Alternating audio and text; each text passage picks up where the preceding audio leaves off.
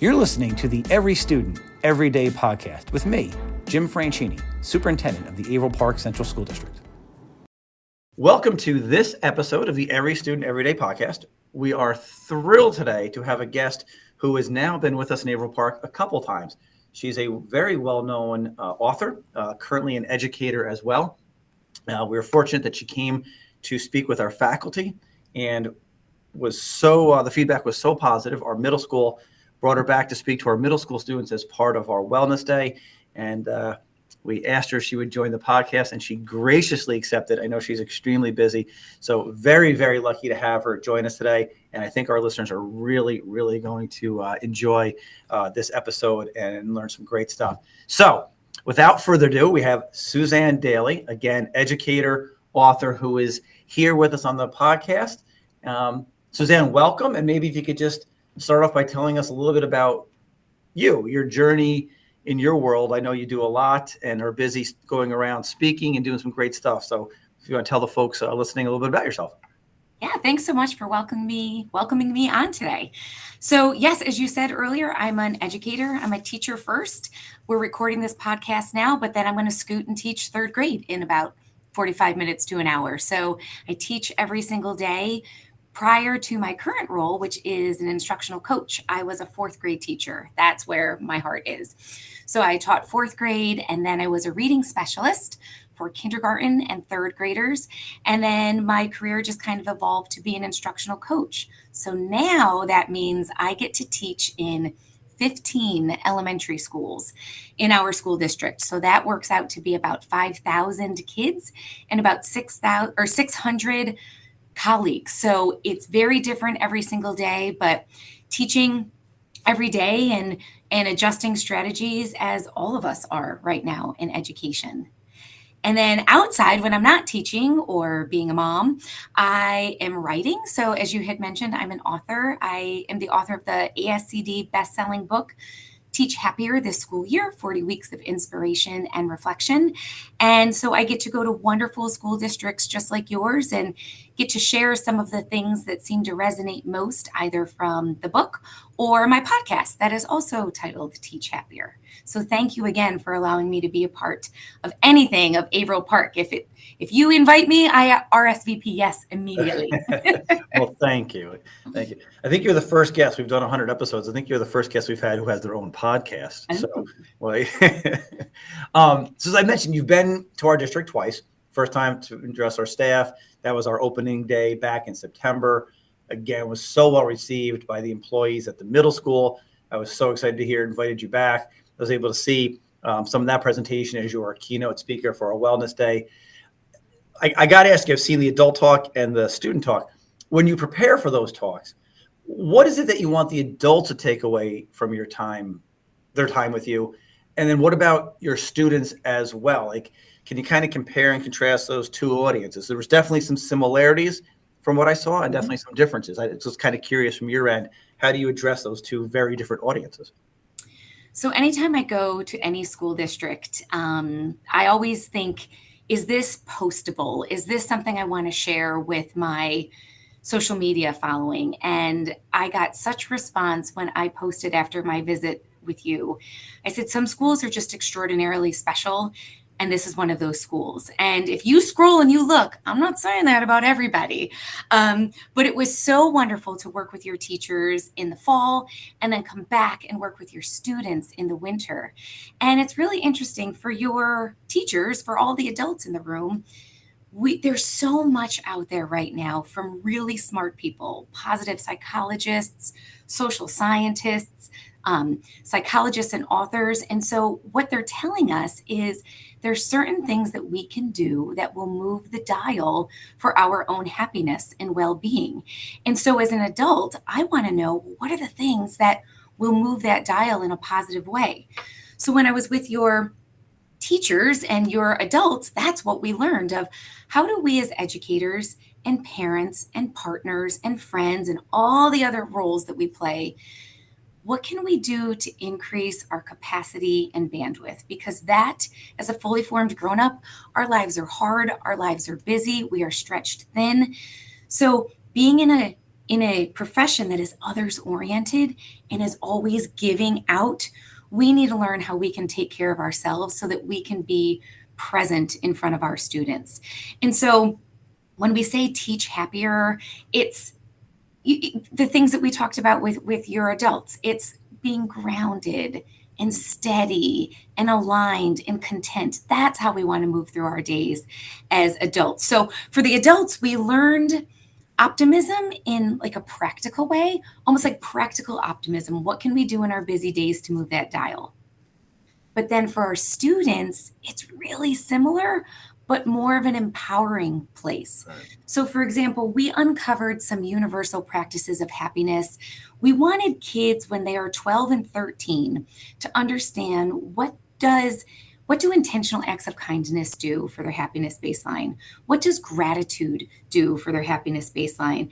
How does nurturing positive relationships in their life, both at school and in all their activities outside of school, how does that impact their happiness short term and long term?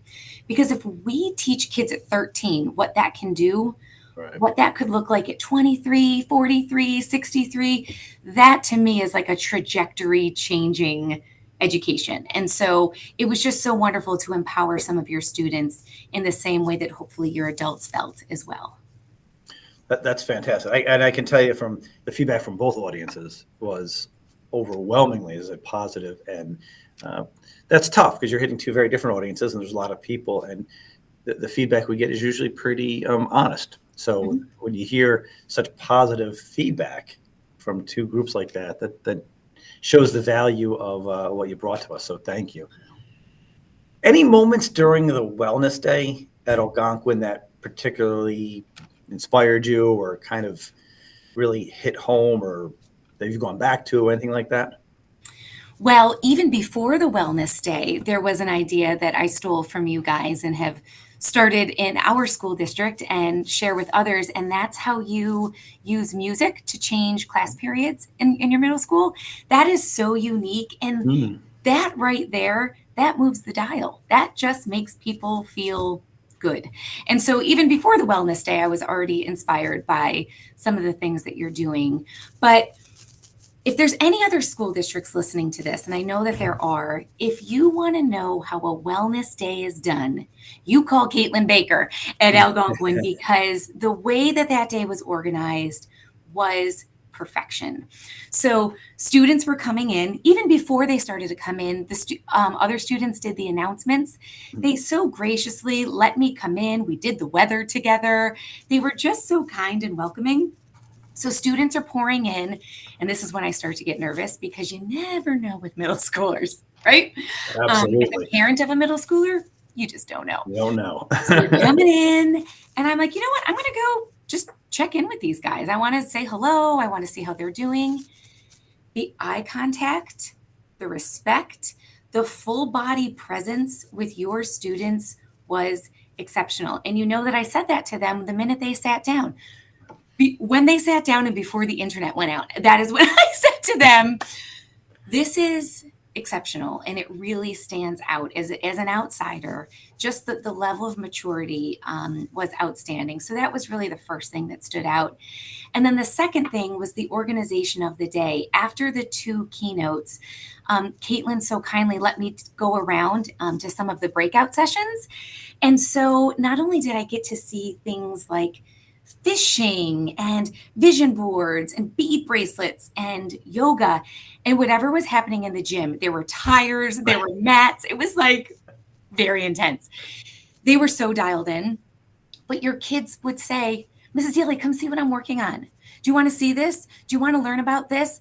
They just included and welcomed me. And I like to say that to students. There's a difference between being invited and then being welcomed. And Algonquin did both. And that is just very exceptional. So it was just such a well-organized day that included student choice, student happiness. They're showing me their glitter jars that they made. It was just an exceptional day. So please, if this is something your district is thinking about, reach out to Caitlin Baker. She will tell you how it's done. Thank you. That's very, very kind. We're extremely proud of Algonquin Middle School. It's been a great culture there for over 50 years now, and it's amazing to see that culture just continue from generation to generation, from the people who started that building. There's a direct line all the way through to now, and it really is special, and it's great that someone who came in for a day was able to kind of genuinely see that and appreciate that. So that's great to hear. So thank you. In your book, Teach Happier This School Year, is a blend of professional reflection and personal growth. What inspired you to write that? What got you into that as your key focus for your writing?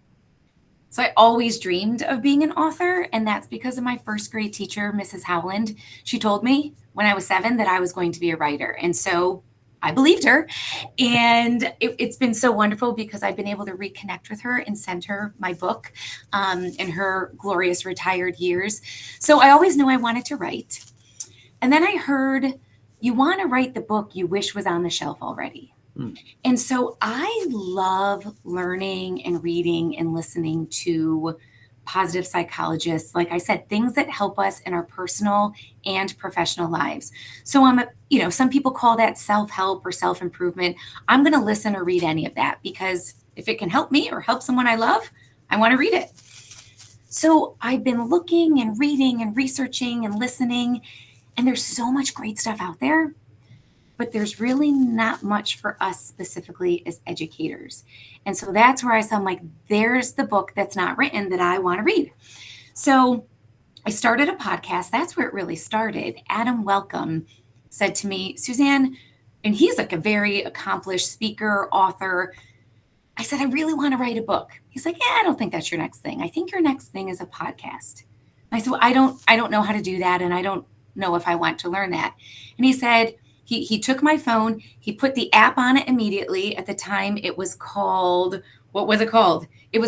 Right now it's called Podcasters. It was called something else different before. And he said, there's no risk here. Record an episode or two, send it out. If nobody listens, nobody listens, but somebody might. And so I started the season 1 of Teach Happier in 2020. And it was getting a pretty good response. And I thought, I think there might be something here. Educators are looking for these little 5 to 8 minute something that can help get them in a good headspace or heart space so they can take care of themselves before they are serving the students and the colleagues and their families around them. And so sometimes we kind of push back on that whole idea that teachers are superheroes. Like, no, we're human beings, and we got a lot going on in the classroom. We've got a lot going on outside of the classroom. So how do we acknowledge both and bring our full selves into our work and try to, again, expand that limited capacity and bandwidth that we have so that we feel steady, content, grounded, and aligned so that we can better serve others. And so that was really the inspiration. And thankfully, ASCD said, well, this is a bit of a departure for us. They weren't sold on it initially. And at that time, that's 2020, 2021. I said, yes, and I just don't know if people are looking for a dense read right now. I think they're looking for something they could take in bite-sized pieces that's realistic, that's practical, that can help move that dial. And so thankfully, they allowed me to do that, and it's been really well received. It's been their bestseller in 2023 and 2024. So we're hoping for another good year. Wow, that's quite an accomplishment. Congratulations on that. Thank you. And I think you're right that all seems so logical in terms of that thought process and the need for something like that, and the way it's written and comes together. That's fantastic. One of the powerful themes in the book is the idea of alignment, right? Being the same person at school and at home. Why do you think that's such a critical concept for educators? Because it's impossible to do. Because we're kind of expected as teachers to ignore what's happening at home and in our outside life when we're in our classroom. And then we're expected to turn off everything that's going in our classroom when we go home and engage in that life. And that just is so difficult, I think, for most people to do. We are bringing in both of our lives simultaneously almost all of the time. And because I teach every single day, I realize it's not the same that it was 5 or 10 years ago. I think most professions are post pandemic. End of story, period. We're really not. And I know we're supposed to be, but we're still trying to get back to baseline there. And that's a real struggle. And so that's really why the book, the way that it's organized is in a typical school year, where at the beginning of the year, we are optimistic, we are rested, we are our best selves. But now, I mean, we're recording this in late April. We are tired. We are like limping towards that finish line, and it's really, really difficult. And so the things that you read about in the fourth quarter of the book are very different than the first quarter, and that's because we feel differently. And what it takes to feel content and aligned, do our inner values match our outer actions? Well, that's a different lift in September and October than it is in April and May. And so through the podcast, through the book, we just try to acknowledge that, so that the things that we are moving, the dial really is more realistic and practical for our busy lives. Outstanding, and so true. And I've seen, graphs with that kind of track the school year every year, and the highs and the lows, and it really is based on the time of the year and where you are in that cycle of a school year. I think unlike a lot of professions, right, we actually have a beginning and an end, and there's a natural flow to that repeats itself yearly. Yes. And so I really appreciate that question, because even though everything's called Teach Happier, it's not a toxic positivity thing. Like, we talk about the times you get in your car, you put your hands on the steering wheel, like, what just happened? Like, what was it? And you turn off everything in your car. There's no radio, there's no podcast, because you just need quiet. Like, we talk about those days too. Yep, absolutely. And they happen. Of course they do. Kind of along the same lines as that, being the same person at school and at home, and alignment and the year and flow and all those things we just talked about, you've actually worked with a lot of teachers across the country. So not only are you in classrooms every day, but you're around the country seeing and experiencing what's going on with education throughout. You already mentioned kind of not being post-pandemic and things like that. What common struggles do you see now from educators that they're facing today? And maybe talk a little bit about, are they different than the past? Or are they the same? And then kind of what helps get people through that? Yeah, I mean, I think our profession, unfortunately, is becoming a little less desirable for folks. Less people are wanting to go into this profession, and I can understand why. I mean, we have students, this is a generalization, right? But some of our students, we have more students now coming into our classrooms that are not as school ready as they were a few years ago. We have parents questioning our decisions far more frequently than I believe that we have before. They're challenging us a little bit more.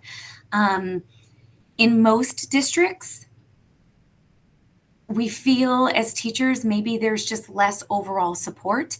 And that's not pointing fingers at anybody. I think it's just because there's so much given on upper administration, which then trickles down to teachers, which then it's just this whole waterfall that we have increased expectations and less resources. And when we have more responsibilities, but we have less capacity, again, we're not superheroes, we're human beings. It makes it really difficult to move through our days as presently and steadily as possible when there's just so much more noise coming at us than I believe we ever have before. And I think that's definitely true. Again, much less of an experience than you have, but it's something we hear a lot locally in our district and in our region too. So that it does make sense and does certainly resonate. Yeah. So we've talked a little bit about, or a lot of it, about your past and kind of what got you to this point and what you have done.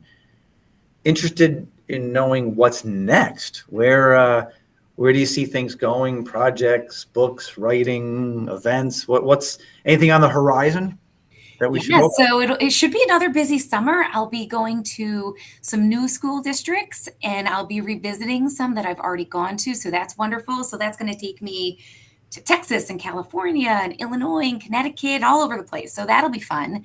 But I'm really excited for 2 upcoming books that are happening. And the first kind of goes back to your last question about just the support for teachers. And I had mentioned that we've got less people wanting to do the world's most important work right now. And so I have a new teacher book that I'm co-authoring with Rob Dunlop. He's the author of Strive for Happiness for Education. So he primarily works with secondary students in Canada, and I work primarily with elementary students in the US. So we're coming together. We both also work with our new teachers. So we're going to start the book is for new teachers, and it's how to navigate the first couple of years. So it'll kind of follow the timeline of a school year, but then we have this one chapter that's like break in case of emergency, read when you, and it's those inevitable things. You have an unsuccessful observation, you're overwhelmed with lesson planning, you have a challenging parent. It's like all the things that we all experience in our first couple of years, kind of like a choose your own adventure book. So that will be coming out next spring. And then I'm co-authoring an educational leadership book with my assistant superintendent, Dr. Nadine Garvin. So her leadership role and my leadership role are very different, but yet the strategies are very similar. So we're trying to bring those leadership skills that really promote joyful leadership, which will then hopefully help others serve their folks that they lead as well. So those 2 big projects should be coming out in late spring, this time next year. That is exciting. And again, going back to your first point about books on the shelf that you would like to read that do not exist, I think you may have hit upon 2 other ones. So that's really cool. Those are great. Really appreciate you taking time. I know you're very busy, and I know for our listeners, kind of repeating myself a little bit, but obviously, like any school district, we bring a lot of people in, a lot of guest speakers and presenters. The feedback from Suzanne's visit was off the charts in terms of how well received, and it was outstanding. And again, the Wellness Day, same thing. Just great feedback, great message, and just wonderful having you here. And appreciate you spending a few minutes on our podcast and sharing these lessons and your perspective with everyone. Thank you. Thank you, everybody. It was a joy to be here. Thank you. Thanks for tuning in. Be sure to subscribe to our podcast on Apple Podcasts, Spotify, or wherever you listen. See you next time on Every Student, Every Day.